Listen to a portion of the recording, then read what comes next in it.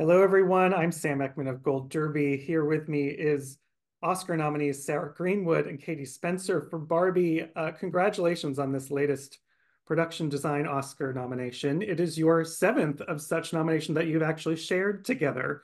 Yeah. Seven's a pretty lucky number. Does it feel different? Lucky Anything seven. feel We certainly different about hope this so. time? No, it's amazing. It's very exciting. It's so exciting. I mean, just, to get nominated, it doesn't matter how many times, but it's just such a thrill, because and to be nominated for Barbie is fantastic. And it's really exciting. Yeah. Nobody's going to say it's not. And it really is exciting. Yeah. So Yeah. we're thrilled. Mm-hmm.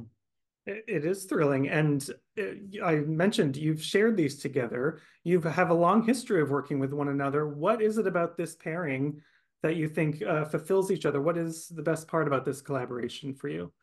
Well, there's many a joke we could say there, but I think it's, so I think, what would you say? I think we finish each other's sentences. Yeah, and it's like a sort of shorthand as well you get. And it's not just ours, it's the teams we work with and everything, but it is a shorthand. Yeah. And you have the courage to take risks with each other because if it doesn't work, the other one will say, well, that's just crap. Rubbish. It really is. And it's true. It's true. So there's a trust that comes with a good collaboration. And an honesty. And also, it's kind of like it's a bravery. It gives you bravery because, if you think about it, if you're going to present something to a studio or a director or something like that, and you're looking at it and you think, what would make it better? And two heads and two pairs of eyes is better than one. And this is how Katie and I, have always worked. And it's just a wonderful, and also we're very good friends. And what better way to spend your time? Because let's face it, when you're working on a film, you spend a lot of time together, and you have to, filming is so intense. Making a film, the people who suffer are probably the people who are really left at home because you're there, you're with this weird dysfunctional film family that you love and so you hate in equal measure. Well, and you have to sort of get on because you're with them like 16 hours a day. So we're very lucky with who we work with. And the directors, absolutely. We work a lot obviously with Joe Wright, and now to have worked with Greta was fabulous. And it's a really interesting, it's a very interesting and kind of amazing kind of career path, but it is a very challenging world that we work in. Maybe people don't quite realize it. They think, oh, you've been nominated for Oscar, how glamorous. And you go, that bit is. But what about the other 364 days of the year that, it's a hard slog. And you have to have fun and you have to like the people you're working with. Otherwise, what's the point?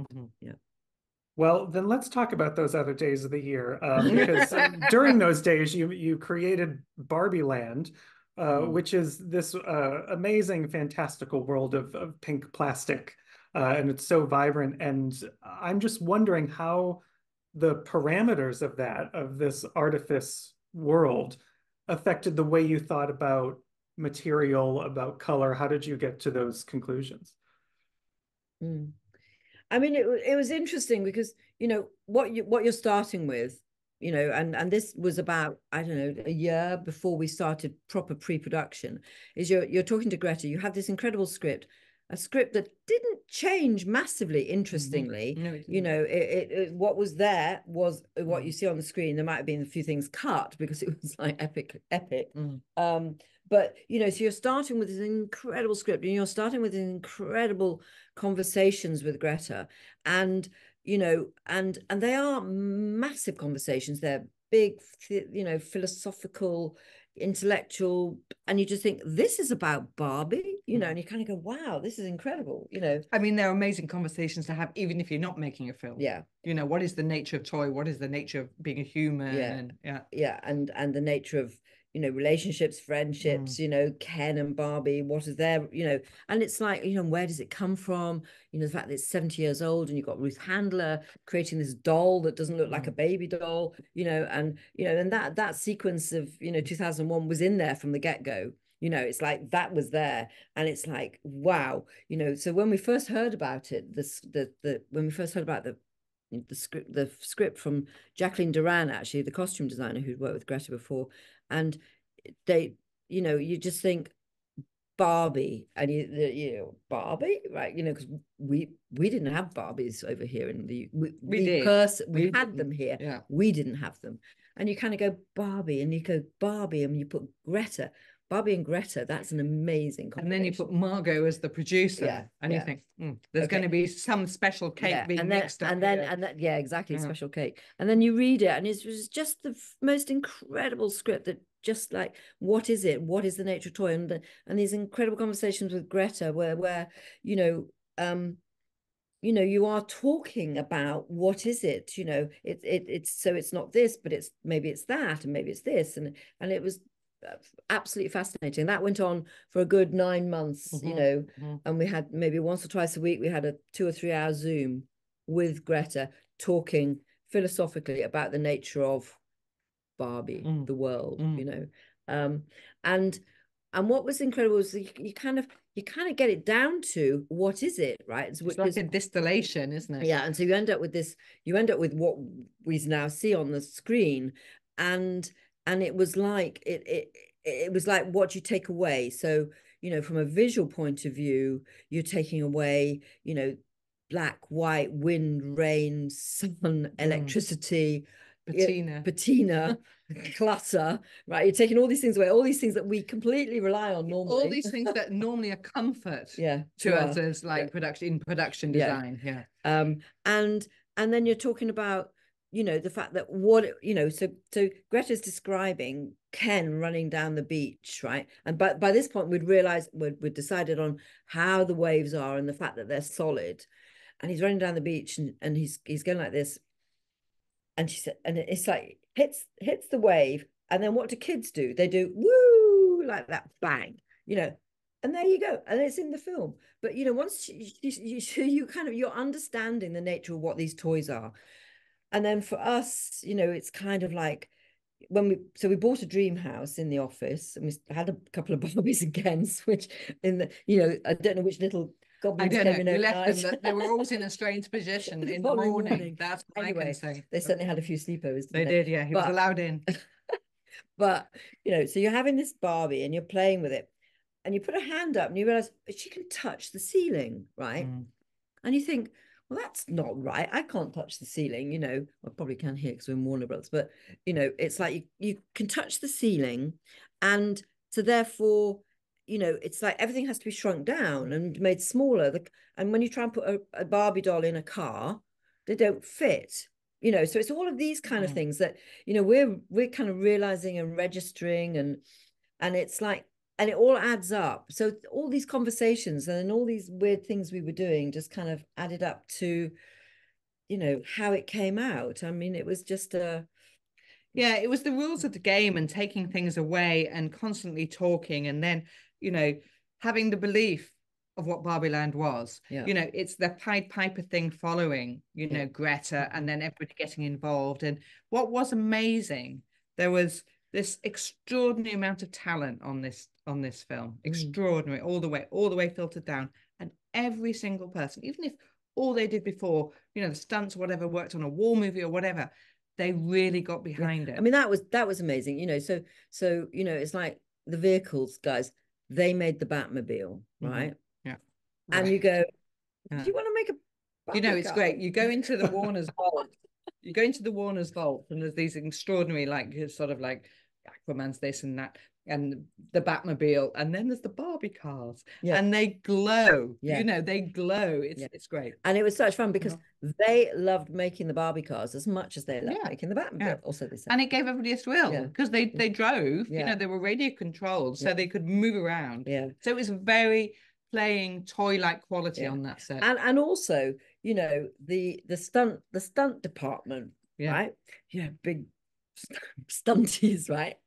And they were fantastic, right? So again, Greta instilled this enthusiasm in them. And so they went away, and that whole sequence on the beach with the fight, all of it, right? And it was like there was no aggression there whatsoever, and there was just absolutely daft. But that thing where they've got the umbrellas and they're it's like a chariot, you know, they came up, we watched the videos that they made just of themselves, like coming up, and it was so funny. You just think, you know, they had such a brilliant sense of humor and sense of play, and that's the whole thing, isn't it? I think it captured everybody's sense of play. Sense of play that we're all kids. Yeah. What's going to help us?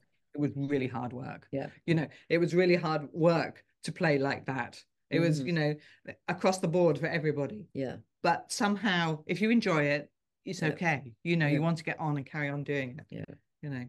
Anyway, I forgot what the question was. I have no idea. That's okay.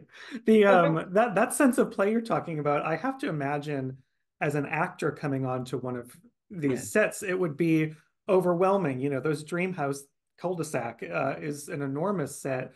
Were you there? Were you able to take in what the reactions were from the actors walking onto your work? Yeah. Do you know what? It was great because you're there and you're kind of standing back and watching. And what I did love, and it continued throughout the whole of the shooting on that, was, you know, the pools that were the resin pools. Everybody knows they're resin. Margot walks across them, but everybody walked around them. Yeah. Right. You know, and the other amazing thing from the cast and the crew, normally it's always like, clear your clutter off the set, don't bring your coffee cups, do all that. But because it was pristine, people had this weird respect. So it wasn't full of everybody's bags and kit. It was true. But also what was incredible was, you know, I mean, the amount that we shot that is, you know, didn't end up in the film, but, you know, it's like the improvisation, particularly from the Kens, right? You know, and Ryan and Kate McKinnon, but Ryan in particular, when he was like, you know, he came on and, you know, it's like saying to Greta, turning Barbie Land into Kendom. You know, it's like, really, do you really mean that ugly? And it's like, yep, that's exactly it. You know, I mean, you completely engaged with. I did, but, you know, it's that horrible thing because, you know, with Greta saying, no, you know, it hadn't to be disappointing, it's got to be kind of beautiful. And then saying, do you really mean this ugly? Because your instinct is to go for the aesthetic. Yeah. You know, okay, if he's got a leather sofa, let's make it kind of nice, like, you know, and your instinct is to go for the aesthetic. And she goes, no, yeah, you know, and she's absolutely right. And it's so funny though, because it's not like dirt. There's no dirt in Barbie Land. Even if you're Ken, there's no dirt. You know, it is a pristine quality. And, you know, strangely, even though there are so many ugly objects in there, it had its own beauty because it was a layer, and it was like placed on it was placed on top as opposed to being bedded in or anything like that. So none of this kind of layering up and patina and dirt. You're right, but I think one of the most, I mean, you know, melancholic moments are when he's not allowed to stay and he's walking back from the party and the moon comes up, and I mean that's beautiful. And then that's echoed again with all the televisions playing the horses in slow motion, you know, at the set, and I think that's lovely. Yeah, I think so. But, you know, but again, going back to, you know, all the things that were put in there, and, you know, like Ryan just picking up the golf club and swiping the head off the plastic plants, you know, and trashing the Hummer. What was it? The Hummer. The Hummer. You know, that he, you know, that he's wearing the fur coat and he slides down and he jumps onto the bonnet and slides off it, and obviously this is done about 50 times for various takes and things, and it's just like, it's hysterical. It's just, you know, watching the way that they evolved into the space. It's like you have to believe in Barbie Land to know that Kendom is a shock. Yeah. Do you know? Because actually it's just put the TV on in a way and is a bit, you know, he's brought this stuff back. But if you believe in Kendom, what he's doing is terrible, you know. Yeah. You know, hence the shock when she comes back. Yeah. Well, one of my favorite aspects, I think one of the most delightful sequences in the movie are these travel sequences, which I understand were largely done with physical sets in camera. Can you just walk us through? It seems like it would be very complex to figure that out. What was that process like? It was. I mean, actually, the thing was, okay, so both Katie and I come from theatre, right? And these are very old-fashioned theatrical techniques. But rewinding in the script, she says, Weird Barbie says, oh, you have to go through the space-time continuum to real LA or LA, real world.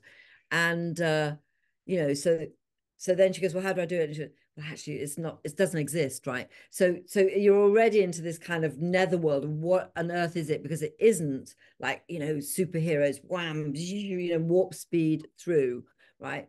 And so because it's kind of like the opposite of that. And then Greta said something as simple as, yeah, but they only go at 7 miles an hour, right? And you go, oh, okay, right, so we're kind of into something now.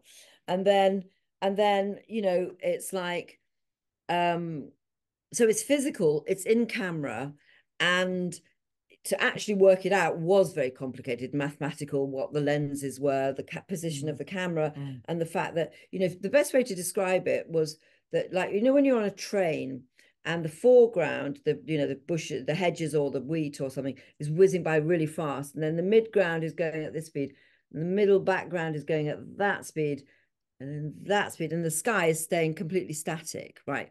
So hence that. So all the layers going at different speeds, and the actors don't, the actor position of the actors doesn't move, the position of the camera doesn't move, and everything else moves around it.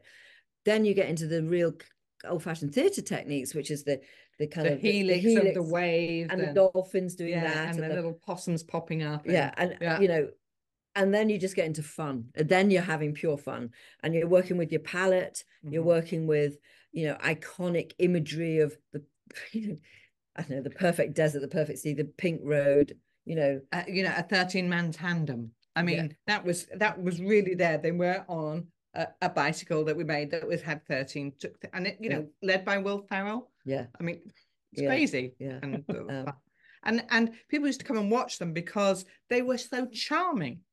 Yeah, you know, I mean, they were as lovely to work with and be with as they are on the screen, you know.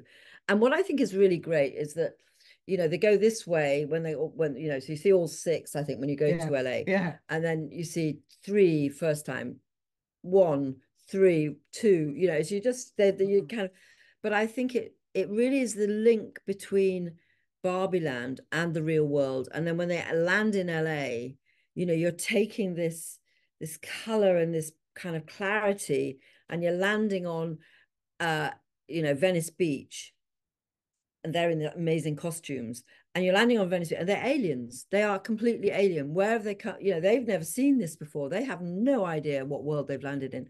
And, you know, I think it's just you know, the contrast between the two, and the fact that you're going backwards and forwards between the two, you know, is it really kind of points up the difference. And, you know, it's kind of like, oh, the light going out. Hang on, I better go move in the other room. Sorry. You need some Barbie Land vibrant lighting going on. Yeah, I think so. It's here, I think, Sarah. Is it? Okay, there you go. Because there's nobody moving. That's live television. That's us in control of the lighting. Where's Rodrigo? Where's Rodrigo? Yeah. So yeah, so, you know, and it's like and again, you know, one of our kind of classic films that appears a lot in this film was The Wizard of Oz. So to come from Barbie Land, which is like Oz, to LA, which is like canvas. I know it's not black and white, but it's apparent, you know, we always think of LA being very colorful, but in fact, compared to Barbie Land, it is quite desaturated, shall we say, rather than monochromatic. But you know, so it was great. And not seeing pink in the frame, apart from Margot's lovely you know, pink. Oh, her LA, LA, you know, it was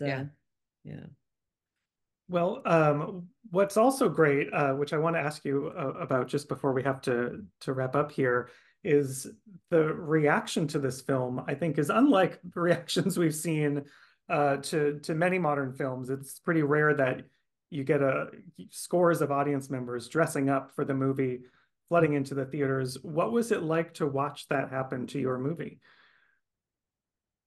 It was incredible because we just didn't know. Do you know what I mean? It's kind of like we felt like we sailed slightly under the wire with it initially, because nobody knew. We didn't know. Nobody knew what we were doing. And then you kind of go, okay. Yeah. You know, you know, it's like we didn't have a clue about how it would be received. Not a clue. You know, we all knew that we enjoyed it, but sometimes you can be too close. Yeah. To actually, you know, people going, Barbie, whatever. And, you know, we went on an amazing Barbie journey because we weren't fans of the doll. And, you know, we came out actually really quite fans of her. So we had no idea. We saw a little sizzle reel right? In the middle of filming. In the middle of filming, the Greta showed us, and the reaction from the crew was the only inkling. Yeah. Because normally you see a sizzle reel and you go, but the crew lined up to see it again. Yeah, we insisted on like 5 showings. Yeah, like they wanted to go, and it went round. Everybody go. I mean, the crew was big, and it was all over. You know, the Warner Brothers lot in London, and so we knew then, and that's that it covered quite a wide, you know, demographic. So, but we didn't know it would also be received like the and then you know the first, you know, obviously I love the way, you know, the marketing brilliant. You know, the fact that, you know, how are we going to cope with all the crowds on Venice Beach was the question. And it's like, play them at their own game, put out those photos, great, you know, that was amazing. And then but also that teaser trailer, you know, that teaser trailer of 2001, you know, that was so exciting. That would get me in the cinema as well. And then come the night, you know, with the premiere in London, I'm not joking, the whole of London was lit up pink. Trafalgar Square, the London Eye, everything was pink. And it was like, oh my goodness, what is going on? And then how fantastic everybody looked, you know, in Leicester Square, you know, the outfits and the costumes was so amazing, you know, and it was just so joyful. Do you know, and this is the other thing, you know, in Barbie, the film is so joyful. It asks so many questions and it says so many things, but the bottom line is there isn't a bad bone in its body. Do you know what I mean? It's a really beautiful film, I think, in the best sense of the word. And that is what, you know, makes us very proud to have been, it's a kind film. So, you know, who'd have thought it? That's all I can say. Well, who'd have thought it, but it has happened and it's a beautiful thing. So thank you both for joining me today. Congratulations on your nomination. Yes. Thank you for everyone watching. Stay subscribed to us at Gold Derby. Thank you, Katie, Sarah, once again. Lovely to talk to you. Take care. Bye. Bye.